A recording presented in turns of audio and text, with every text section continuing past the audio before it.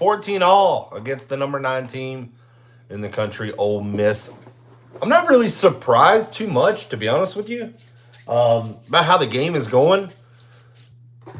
Ole Miss has made some mistakes, missed field goal. Um, I don't know what you're doing 4th and 1. I don't know why you try to bounce out a big 500-pound defensive lineman or whatever he is. But Florida's been able to capitalize a couple of times. Ole Miss able to capitalize on the DJ Lagway interception. So, both teams have taken opportunities and cashed in, and this game is tied. Florida's got the lead. They will have the ball to start the second half.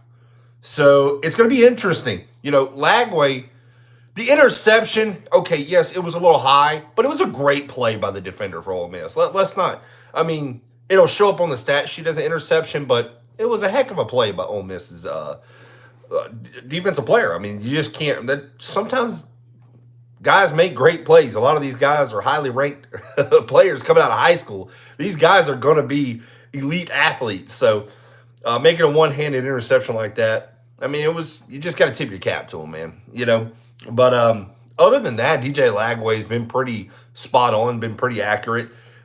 He can make something out of nothing. He is a offensive play caller's dream because he will make you look good even if you're not. So DJ Lagway, man, making plays with his legs. I don't think that hamstring is still 100%, but he's still able to move just fine.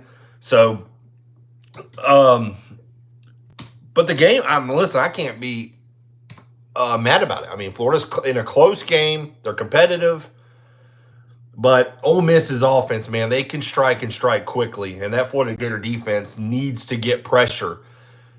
But it's going to be tough. And Jackson Dart, that 45-yard touchdown pass, I believe it was, to Harris, who went out in the game.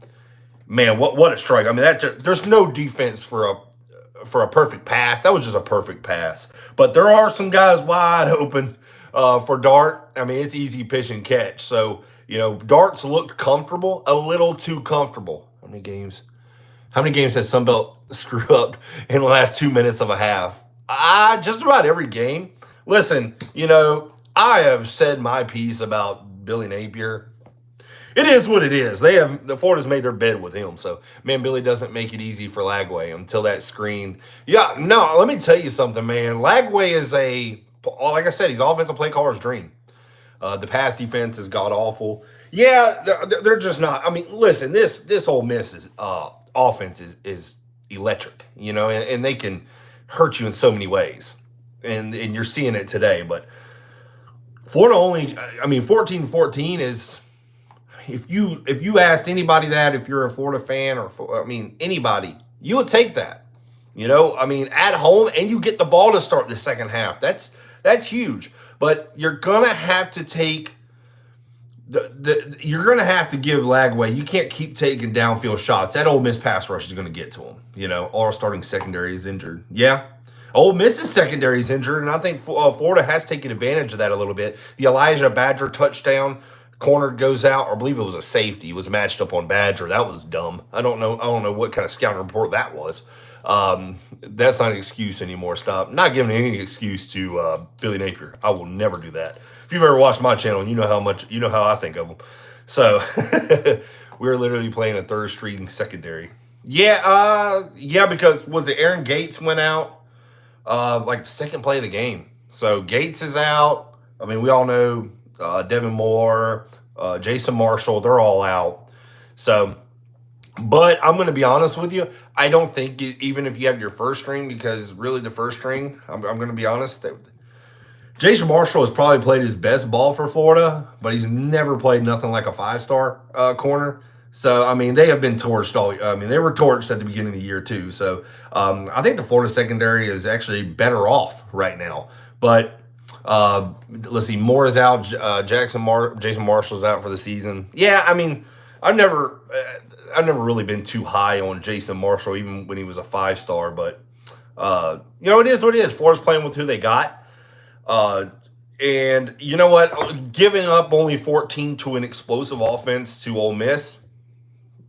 Listen, I know it's one half, but Asa Turner is also out. I don't know. I see him play. I never thought he was a starter, to be honest with you. Even whenever he was at Washington, I watched him. I was like, he's okay, but yeah, Asa Turner was out like week 1 or something. So, but Castell, I don't know what's up with Castell recently. He had a big hit in the game. He is a big hitter. Let me tell you something. He can hit you hard and strike fear to you, but man, some of the coverage he gets lost in. He gets lost pretty easy. So, but like I said, man, Florida's got a shot. Do I expect them to win? I'm not going to say I still do because just Ole Miss's offense. I mean, Ole Miss has made a big play on fourth. He'll make plays, but he'll give up plays too. Glad you're back on live with the halftime report. Yeah, I tried to actually go live during the game, but something about my stream was weird, man. I couldn't get anything right. It's like I couldn't get the video out too. It was kind of odd. But yeah, Castell came up with a big hit, jarred the ball loose against that big freaking wide receiver tight end for Ole Miss. Yeah, I believe that was Castell because they were trying to get him for targeting, which I was like, there's nowhere near that's targeting. Went with his shoulder, jarred it loose. They actually tried to say it was a catch. I really have no idea what they were looking at there, but good thing for replay. They replayed it. Now the Ole Miss, when 3rd down and 6, when they missed the field goal, I thought they were going to call it a complete pass, but be short. I thought it was going to be 4th and 1.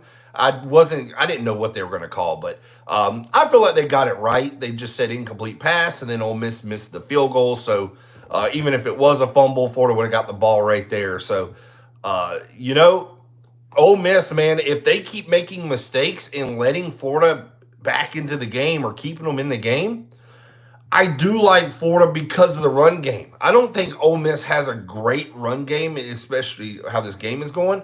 I don't think they have as great of a run game like Florida does, in my opinion. Define good. Yeah. Are we talking about define good of Florida? I mean, listen, they've played good today. SEC trying to get a 4th team in the playoffs. If Ole Miss loses today, there's no way you could put I know people said don't count out a 3-loss SEC team, or I don't think you can count out or a 3-loss anybody team. I just don't see how they put them in. I really don't.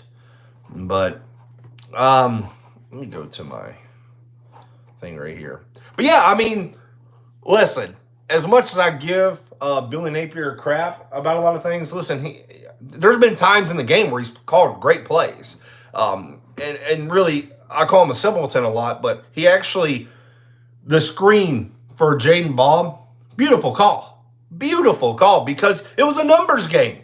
Thank goodness he can count. I actually have doubts he can count sometimes. But, I mean, that was a great play call. But there's other call. I mean, let's not get into any of it. But I'm not going to, go play by play. But that play in particular was a great play call. Great plays or great quarterback. So the screen to Jaden Ball for the touchdown was a great play call. The rest of them just make an offensive play caller look great. Now, I will say that. So, and what I mean by that, so like DJ Lagway, when 2 guys are on his legs and he just makes a great throw. Well, Lagway couldn't find anybody because it looks like all the receivers are running almost the same routes. And so Lagway has to make plays with his legs, and then it just becomes a scramble. And so Lagway is elite at that. Do literally run on every first down. I seen where they did take a shot downfield. It was just double coverage. He was trying to hit Elijah Badger. I did see one first down. They tried to take a shot, and I never listen. Sometimes you got to take your shots, and especially whenever you're in a game where you're a 12-point underdog. Sometimes you just got to see what they can give you. And I think Florida has been opportunistic at times, but man, just at the end of that game, I wish. Listen, I get you're like, hey, you're happy 14-14. But you're playing an explosive offense, okay? You got to know who you're playing. It's like playing Patrick Mahomes in the NFL, okay?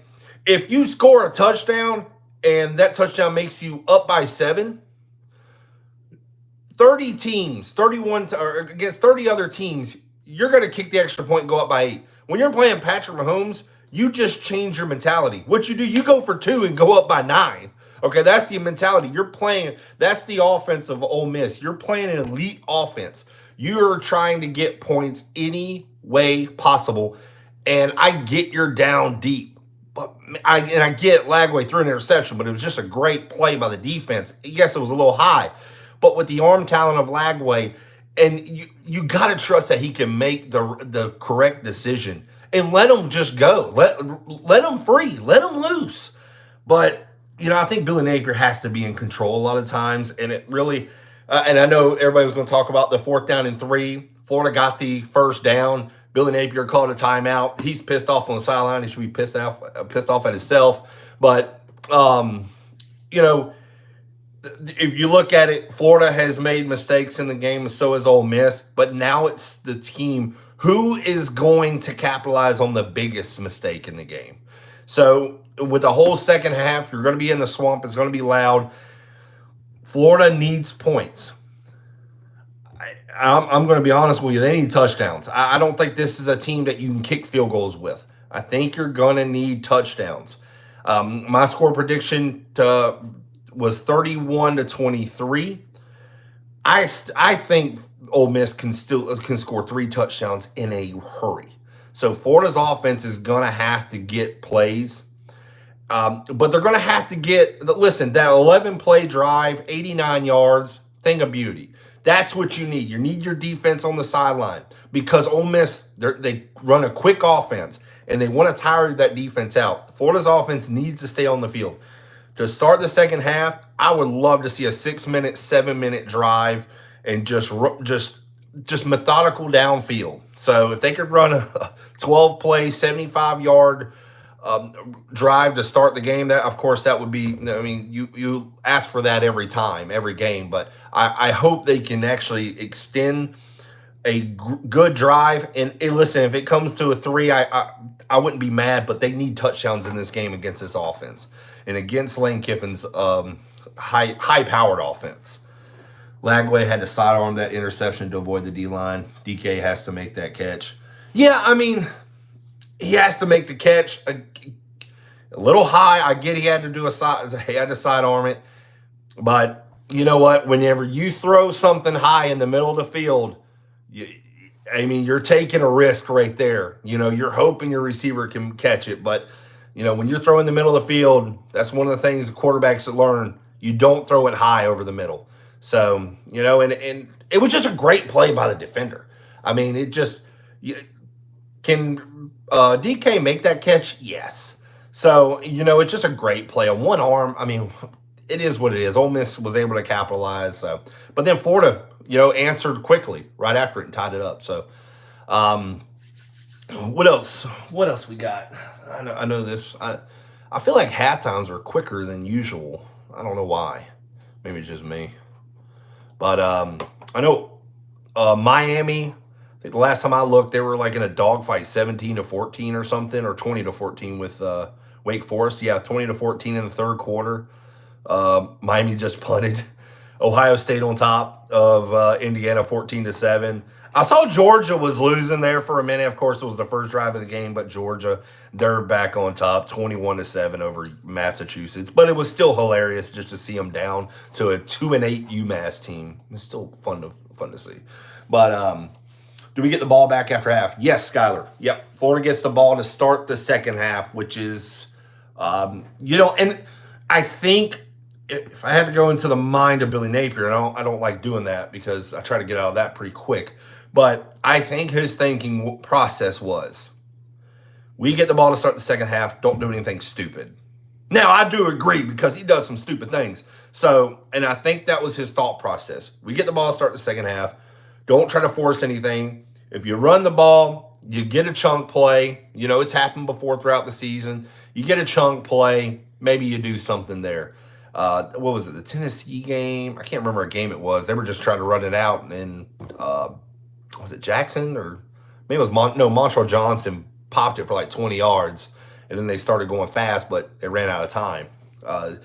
And really, for Florida's sake, on that third down, thank goodness they got the third down conversion because it was going to be at least 18 seconds and one timeout for Ole Miss's offense and Florida's going to have to punt deep in their territory. So it's a great thing Florida did capitalize on the third down conversion. So, but I would. The one thing about Billy Napier, he's not an aggressive coach, and we have seen that. I mean, over his 3-year tenure, he's not going to be a guy at the end of the play. At the end of the game, he's not going to take too many chances, and I feel like a lot of times that's going to come back and hurt you because the great teams do that and the great coaches. And I know people call him Billy Ballsack and everything, and I don't call him that because he ain't got the cojones to do like Lane Kiffin going for it 4th and 2, going for it at midfield 4th down and 1. He will do that, and it has worked. Now it has backfired too, but if you look at it, Ole Miss could be down 14-7 or maybe 14-10. Let's say they kick the field goal. Heck, I don't even know if the guy would make it, to be honest with you. But they go 14-10. They didn't go for it on 4th and 2 because they scored right after they made that 4th down conversion. So, Ole Miss really is thankful. They're actually tied right now to Florida. I'm calling it now. First play, pistol run to the right. And I would love to see and what I hate, okay, this is my issue, is whenever you're running deep routes, look at Lane Kiffin's offense, or whenever you're trying to, vertical concept, or whatever you want to call. Look at Lane Kiffin's offense, punt return for a touchdown. Oh, and then look at, Billy Napier's offense. You got Ole Miss's offense has at least 2 guys downfield, each side of the hash. Billy Napier has 1 guy streaking downfield. Everybody's running like a mesh route or something. So, I mean, it's just like, and that's why, like with the there was a first down where DJ Lagway took a shot downfield. There was 2 defenders on Elijah Badger. There was nowhere to put the ball.